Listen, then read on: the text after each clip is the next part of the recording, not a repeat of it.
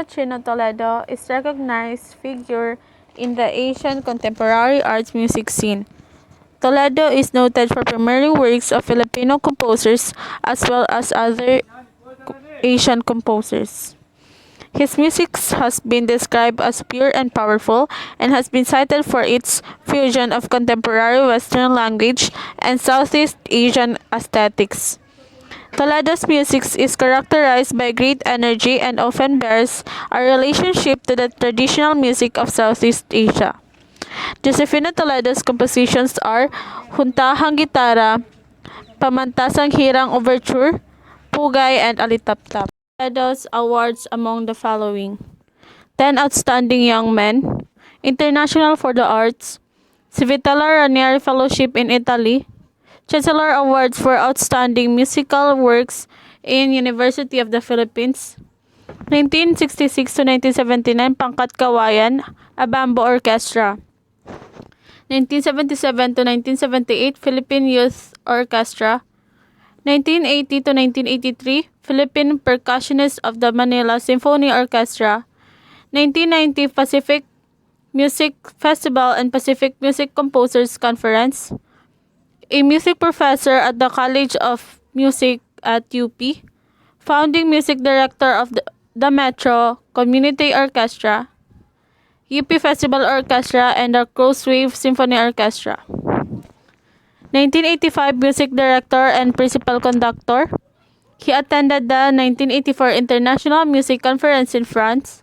He was the country's to the 1980 Young Composers Conference in Hong Kong, Asian Composers Forum on Traditional Music in 1989 at Philippines, 1993 at Singapore, 1995 Asian Composers Workshop Indonesia, 1996 International Composers Workshop at Gaudeamus Amsterdam.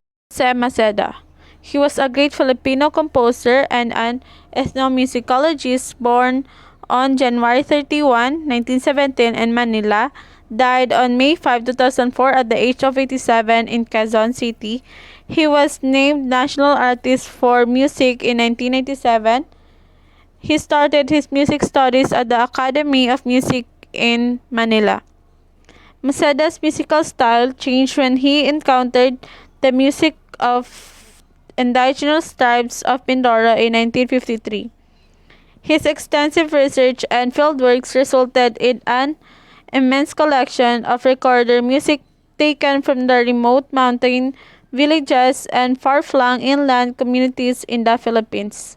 Although his composition styles tended to be Western in style, Maceda combined sounds of the environment with ethnic instruments.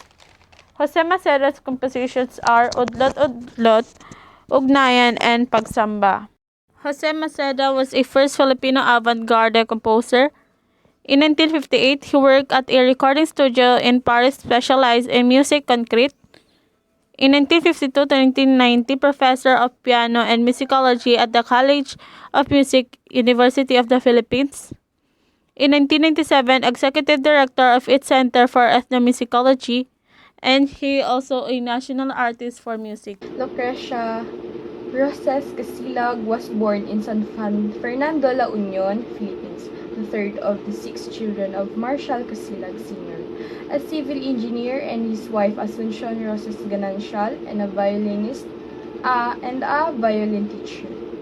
She was a Casilag's first solfeggio teacher. The second was Doña Concha Cuervo, was a strict Spanish woman. Casilag later studied under Doña Pura Villanueva, during which time performed her first public piece, Felix Mendelssohn's May Breezes, at a studied recital when she was 10 years old.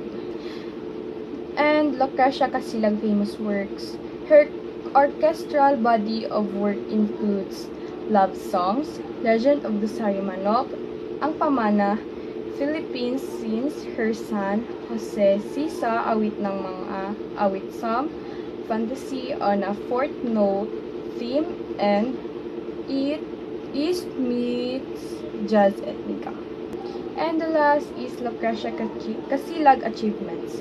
Her awards are Patnubay ng Sining at Kalinangan Award in Music, 1954 Presidential Award of Merit as Women Composer, 1956 Presidential Award of Merit and Gold Medal for Leadership and Outstanding Contribution to Music and the Arts, 1960 Public Cultural Heritage Award in Music in the Toccata for Winds and Percussion and Misang Pilipino in 1960 and 1966. Honorary Doctor of Music of Centro Escolar University, 1975. Honorary Doctor of Law from the Philippines Women's University, 1980. Honorary Doctor of Fine Arts from St. John's University in New York, 1981. National Artist of the Philippines, 1989. Outstanding Filipino Award for the Arts for J.C. Senate International, 1991. Dr. Francisco F. Feliciano was the most important composer in the Philippines. Dr. Feliciano created more than 30 major works that include operas and music dramas including La Lobela Negra, Ashen Wing, Sikhay sa Kabila ng Paalam, and the life of wartime Filipino hero Jose Abad Santos. Francisco Feliciano famous works. He first exploded in the Manila spotlight with the opera La Lobera Negra. Other prize-winning works include Pokpok Alimpako and the ballet Yerma, Sikhay sa Kabila ng Paalam, Jose Abad Santos, and Ashen Wings. His work has been performed at choral festival in Europe and the United States. Francisco Feliciano Achievements Award National Artist of the Philippines. Constancio de Guzman. Constancio Canseco de Guzman was a composer and musical director. He was born in Giginto, Bulacan. His parents were Higino de Guzman and Margarita Canseco. He married Leonor Buenso Queso. He studied composition and piano under the famous Nicanor Abelardo. His father wanted him to be a lawyer, so he sent him to law school. But later he changed to commerce and finished business administration. He started working in the movies with his sister, even if he was already a certified public accountant. De Guzman became the music director of several music companies in the Philippines. He also served as the director of Filipino Society of Composers, Authors, and Publishers. Some of his famous compositions are Maalaala Mo Kaya, Bayan Ko, Ang Tangi Kong Pag-ibig, Pamaypay ng Maynila, Babalik Ka Rin, Berheng Walang Dambana. De Guzman's achievements were the following: Awit Award for Best Filipino Lyricist, 1969, Best Musical Score, Filipino Academy of Movie Arts and Science, Award for Ikaw Ang Aking Buhay, 1960, Gold Medal Paris International Fair for Bayan Ko and Kung Kita'y Kapiling, 1948. Mike Velarde. Miguel Mike Velarde Jr. was a composer, conductor, and musical director born in Manila, son of Miguel Velarde Sr. and Dolores Gozon, married to Luisa Gozon. He was 6 years old and was provided with a piano and violin. He studied in Zamboanga Normal School. Becoming an orchestra member of the school, he even took up medicine at the University of the Philippines, but later shifted to music. He studied basic music theory from Anthony Molina and Ariston Aveno. He opened his piano jazz school and got employed as a song editor of the Philippines Free Press and the literary song movie magazine.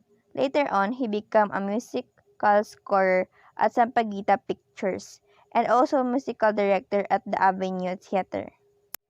His famous works were Ikaw, Habang Buhay, Lahat ng Araw, Minamahal Kita, Ikaw Ay Akin, Dahil Sa'yo. Achievements he received are the following: Gawad CCP para sa Sining Award 1986, Cultural Achievement Award in Popular Music, Philippine Government Cultural Association 1975, Best Conductor Award for As Long as Forever, First International Popular Song Contest in Japan 1970. Best Picture Award for Look Sang Tagumpay FAMAS 1960. Hernani Coenzo. In May 10, 1936 and June 11, 1988, was a Filipino composer, film scorer, musical director, music teacher, and Philippines national artist for music. He wrote an outstanding and memorable body of works that resonate with Filipino sense of musicality and which embody an ingenious voice that raises the aesthetic dimension of contemporary Filipino music. Famous works, hanggang sa dulo ng daigdig. Diligin mo ng hamog ang uhaw na lupa. Bato sa buhangin. Gaano ko ikaw kamahal. Achievements. Awit for Best Musical Direction.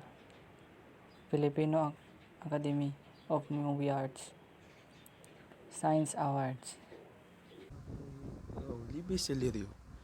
In April 30, 1910 and April 2, 2002, was a Filipino composer and lyrics who created to writing not less than 4,000 songs.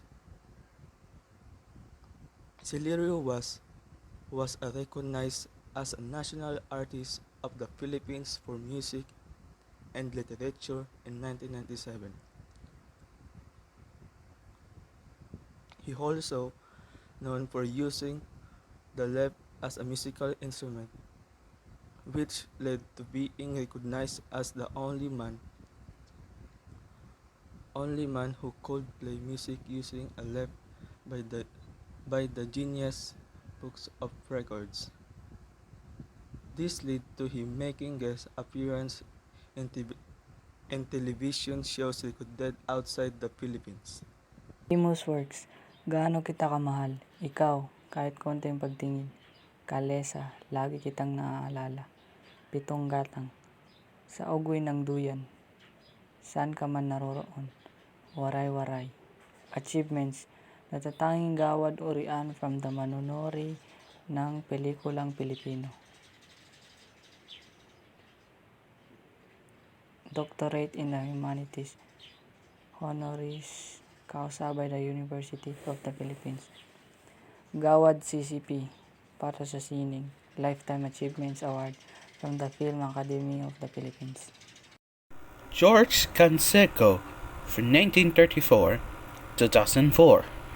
George Masankay Canseco, from born April 23 for 1934, for died November 19, 2004, was a Filipino composer of numerous popular Filipino songs.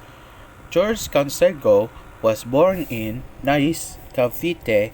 George Canseco was a leading Filipino song composer. He is regarded by Music Cities as one of the best instrumental music maker of his time.